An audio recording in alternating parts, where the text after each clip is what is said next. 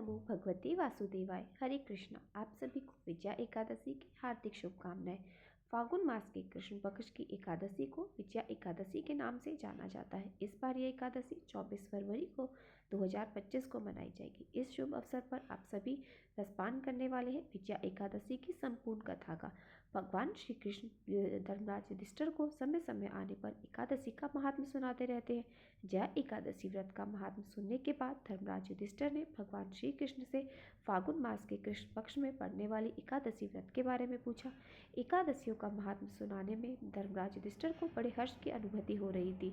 जया एकादशी की कथा का श्रवण रसपान के बाद उन्होंने भगवान कृष्ण से कहा, हे पुण्यराक्ष, फागुन मास के कृष्ण पक्ष की एकादशी का क्या नाम है और उसके व्रत का क्या विधान है?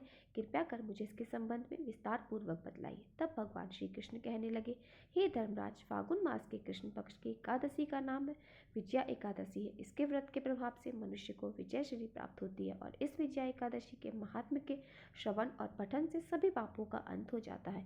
एक बार देवर्षि नारद ने जगत पिता ब्रह्मा जी से कहा, हे ब्रह्मा जी, आप मुझे फागुन मास के कृष्ण पक्ष की विजया एकादशी का व्रत और उसकी विधि बताने की कृपा करें। तब देवर्षि नारद की बात सुनकर ब्रह्मा जी ने कहा, हे पुत्र, विजया एकादशी का उपवास पूर्व के पाप और वर्तमान के पापों को नष्ट करने वाला है। इस एकादशी का विधान आज तक मैंने किसी से नहीं कहा, परंतु मैं तुम्हें बताता हूँ। यह उपवास करने वाले सभी मनुष्यों को विजय प्रदान कराती है। अब श्रद्धा पूर्वक कथा का श्रवण भी करो। श्री राम को जब 14 वर्ष का वनवास मिला, तब वह अपने भाई लक्ष्मण और अपनी पत्नी सहित पंचवटी में निवास करने लगे। उस समय महापाप रावण ने माता सीता का हरण कर लिया। इस दुखद घटना से श्री राम जी और लक्ष्मण जी अत्यंत दुखित हुए और सीता जी की खोज में वन वन भटकने लगे। जंगल जंगल घूमते वे मरणासन जटायु के पास पहुंचे और जटायु ने उन्हें माता सीता के हरण का पूरा वृतांत सुनाया और भगवान श्री राम जी की गोद में प्राण त्याग कर स्वर्ग की तरफ प्रस्थान किया। कुछ आगे चलकर श्री राम और लक्ष्मण जी की सुग्रीव के साथ मित्रता हो गई। वहां पर उन्होंने बलि का वध किया। श्री राम भक्त बजरंगबली बोले, हनुमान ने लंका में जाकर तब माता सीता का पता लगाया और माता से श्री राम और महाराज सुग्रीव की मित्रता का वर्णन सुनाया। वहां से लौटकर हनुमान जी श्री रामचंद्र जी के पास गए और अशोक वाटिका का सारा वृतांत उन्हें कह सुनाया। सब हाल जानने के बाद श्री राम ने सुग्रीव की सहमति से वानरों और भालू की सेना सहित लंका की तरफ प्रस्थान किया। समुद्र किनारे पहुंचने पर श्री राम जी ने विशाल समुद्र को घड़ियाल से भरा हुआ देखा तो लक्ष्मण जी से कहने लगे, हे भ्राता लक्ष्मण, अनेक मगरमच्छों और जीवों से भरे इस विशाल समुद्र को हम कैसे पार करेंगे? तब प्रभु श्री राम की बात लक्ष्मण जी ने कहा, हे भ्राता श्री, आप पुराण पुरुषोत्तम आदि पुरुष हैं और आपसे तो कुछ भी छुपा नहीं है। यहाँ से आधा योजन दूर कुमारी द्वीप में दालभ्य मुनि का आश्रम है। अनेक नाम के ब्रह्माओं के ज्ञाता है और वो ही आपकी विजय का उपाय बता सकते हैं। अपने छोटे भाई लक्ष्मण के वचनों को सुनकर श्री राम वक्ता अभय ऋषि के आश्रम में गए और उन्हें प्रणाम करके बैठ गए। अपने आश्रम में श्री राम को आया देख महर्षि वग्दल ने पूछा, श्री राम, आपने किस प्रयोजन से मेरी कुटिया को पवित्र किया है? कृपया कर अपना प्रयोजन करें। प्रभु मुनि के मधुर वचनों को सुनकर श्री राम जी कहने लगे, हे ऋषिवर, मैं सेना सहित यहाँ आया हूँ और राक्षस राज रावण को जीतने की इच्छा से लंका जा रहा हूँ। कृपया कर आप इस समुद्र को पार करने का कोई उपाय बतलाइए। आपके पास मेरे आने का यही एकमात्र प्रयोजन है। तब महर्षि ने कहा, श्री राम, मैं आपको एक अति उत्तम व्रत बतलाता हूँ जिसे करने से आपको विजय श्री अवश्य ही प्राप्त होगी। यह कैसा व्रत है मुनिश्रेष्ठ? इसे करने से समस्त क्षेत्रों में विजय की प्राप्ति होगी। जिज्ञासावश श्री राम ने पूछा। इस प्रकार महर्षि अभय कहने लगे, श्री राम, फागुन मास के कृष्ण पक्ष की विजया एकादशी का उपवास करने से आप अवश्य ही इस विशाल समुद्र को पार कर लेंगे और युद्ध में आपको विजय भी प्राप्त होगी। हे मर्यादा पुरुषोत्तम, इस उपवास के लिए 10वीं तिथि के दिन स्वर्ण, चांदी, तांबे या मिट्टी का एक कलश बनाना चाहिए। उस कलश को जल से भरकर उस पर 5 पल्लव रखकर उस पर एक वेदी स्थापित करनी चाहिए। फिर उस कलश के नीचे सतनजा अर्थात 7 प्रकार के अनाज और उसके ऊपर जौ रखनी चाहिए। फिर उस पर श्रीहरि के स्वर्ण की अथवा मिट्टी की प्रतिमा स्थापित करनी चाहिए। फिर एकादशी के दिन स्नानादि से निवृत्त होकर धूप, दीप, नैवेद्य, फल, फूल, नारियल आदि से भगवान श्रीहरि का पूजन करना चाहिए और वह सारा दिन भक्ति पूर्वक कलश के सामने व्यतीत करना चाहिए। रात को भी उसी तरह जागरण करना चाहिए और भगवान का ध्यान करना चाहिए। द्वादशी के दिन किसी नदी या तालाब के किनारे स्नान आदि से निवृत्त होकर उस कलश को ब्राह्मण को दे देना चाहिए। हे दशरथ नंदन, यदि आप इस व्रत को अपनी सेवना के साथ करेंगे तो अवश्य ही विजयश्री आपको प्राप्त होगी। मुनि के ऐसे वचन सुनकर तब श्री राम ने विधिपूर्वक विजया एकादशी का व्रत किया और इस व्रत के प्रभाव से उन्होंने राक्षसों के ऊपर विजय प्राप्त किया और रावण का वध किया। इस कथा का सार यह है कि भगवान विष्णु का किसी भी रूप में पूजन करने से मानव मात्र की समस्त मनोकामनाएं पूर्ण हो जाती हैं। भगवान श्री राम हालांकि स्वयं भगवान विष्णु के ही अवतार हैं, फिर भी अपनी लीलाओं के चलते प्राणियों को सद्मार्ग दिखाने के लिए उन्होंने विष्णु भगवान के निमित्त इस व्रत को स्वयं किया था।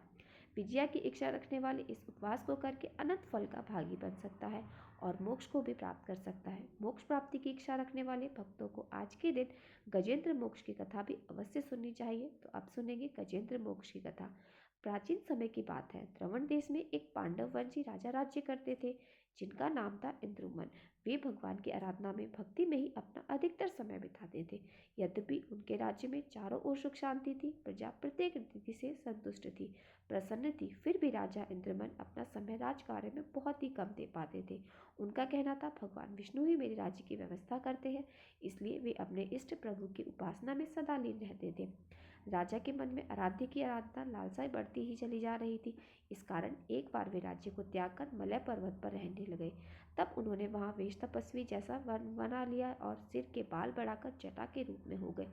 वे निरंतर परब्रह्मा परमात्मा की आराधना में तल्लीन रहते थे। उनके मन और प्राण श्री हरि के चरण कमलों में मधुकर बने रहते थे। इसके अलावा उन्हें जगत की कोई वस्तु नहीं सुहाती थी।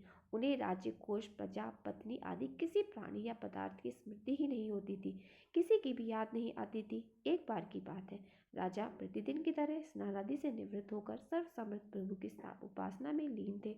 उन्हें बाहरी जगत का कुछ भी ध्यान नहीं था। संयोग से उसी समय महर्षि अगस्त्य और समस्त शिष्यों के साथ वहां पहुंच गए, लेकिन ना पाद, ना अर्घ, ना स्वागत, मौन वृत्ति राजा इंदुमन परम प्रभु के ध्यान में ही निमग्न रहे, जिस कारण महर्षि अगस्त्य क्रोधित हो गए और उन्होंने क्रोधित होकर राजा को श्राप दे डाला कि इस राजा ने गुरुजनों की शिक्षा नहीं ग्रहण की और अभिमानवश परोपकार से निवृत्त होकर यह मनमानी कर रहा है। ऋषियों का अपमान करने वाला यह राजा हाथी के समान जड़ बुद्धि है, इसलिए इसे घोर अज्ञान में हाथी की योनि में प्राप्त हो जाए। महर्षि अगस्त्य भगवत भक्त इंद्रदमन को श्राप देकर वहां से चले गए। राजा ने इसे ही भगवान का मंगलमय विधान प्रभु के चरणों में सिर रख दिया। शराब्दी में 10 सहस्त्र योजन लंबा चौड़ा और ऊंचा त्रिकुट नामक पर्वत था। वह पर्वत अत्यंत सुंदर और श्रेष्ठ था। उस पर्वतराज त्रिकुट की तराई में ऋतुमान नामक भगवान वरुण का क्रीड़ा खानन था। उसके चारों ओर सुंदर दिव्य वृक्ष शोभित थे। वे वृक्ष सदा ही पुष्पों और फलों से लदे रहते थे। उसी कीड़ा कानन ऋतुमा के पास में पर्वत श्रेष्ठ त्रिकुट के गहन वन में हाथियों के साथ अत्यंत शक्तिशाली और अमित पराक्रमी गजेंद्र रहा करता था। एक बार की बात है, गजेंद्र अपने साथियों सहित प्यास लगने के कारण बहुत व्याकुल हो गया था। वह कमल की गंध से सुगंधित वायु को सूंघकर एक मन को लुभाने वाले विशाल सरोवर के तट पर जा पहुंचा। गजेंद्र ने उस सरोवर के निर्मल, शीतल और मीठे जल में प्रवेश किया। पहले तो उसने जल पीकर अपनी प्यास बुझाई, फिर उसी जल में स्नान कर उसने अपनी थकान दूर की। उसके बाद उसने जल क्रीड़ा आरंभ कर दी। वह अपनी सूंड से जल भरकर उनकी फुहारों से हाथियों को स्नान कराने लगा। तभी अचानक गजेंद्र ने सूंड उठाकर चिल्लाना शुरू कर दिया। पता नहीं किधर से एक मगर ने आकर गजेंद्र का पैर पकड़ लिया था। गजेंद्र ने अपना पैर छुड़ाने के लिए अपनी पूरी ताकत लगा दी, लेकिन उसका वश नहीं चला। मगर के मुंह से उसका पैर नहीं छूट पाया। अपने स्वामी गजेंद्र को ग्रस्त देखकर हाथियां और अन्य जो गज वहां पर थे, वे सभी व्याकुल हो गए। वे सूंड उठाकर चिंगारने और गजेंद्र को बचाने के लिए सरोवर के भीतर गजे दौड़ने लगे और उन्होंने पूरा प्रयास किया, लेकिन सफल नहीं हो पाए। वस्तुतः महर्षि अगस्त्य के शाप से राजा इंदुमन ही गजेंद्र हो गए थे और गंधर्व श्रेष्ठ हुहु महर्षि देवल के श्राप से ग्रस्त हो गए थे। वे भी अत्यंत पराक्रम थे। दोनों के बीच इस प्रकार संघर्ष चलता रहा। गजेंद्र खुद को बाहर खींचता रहा और वह मगर गजेंद्र को भीतर खींचता रहा। सरोवर का निर्मल जल उनकी खींचातानी से गंदा हो गया और कमल दल शत विक्षत हो गए। जल के अंदर रहने वाले जब जंतु व्याकुल हो उठे। गजेंद्र और ग्रह का यह संघर्ष 1 सहस्त्र वर्ष तक चलता रहा। वे दोनों जीवित ही रहे। यह दृश्य देखकर देवगण चकित हो गए। अंततः एक दिन गजेंद्र का शरीर कमजोर पड़ गया। उसके शरीर में शक्ति और मन में उत्साह नहीं रहा, किंतु जलचर होने के कारण ग्रह की शक्ति में भी कोई कमी नहीं आई। उसकी शक्ति बल्कि और बढ़ गई। वह नवीन उत्साह से और अधिक ताकत लगाकर गजेंद्र को पानी के अंदर खींचने लगा। असमर्थ गजेंद्र के प्राण अब संकट में पड़ गए। उसकी शक्ति और पराक्रम का अहंकार चूर चूर हो गया।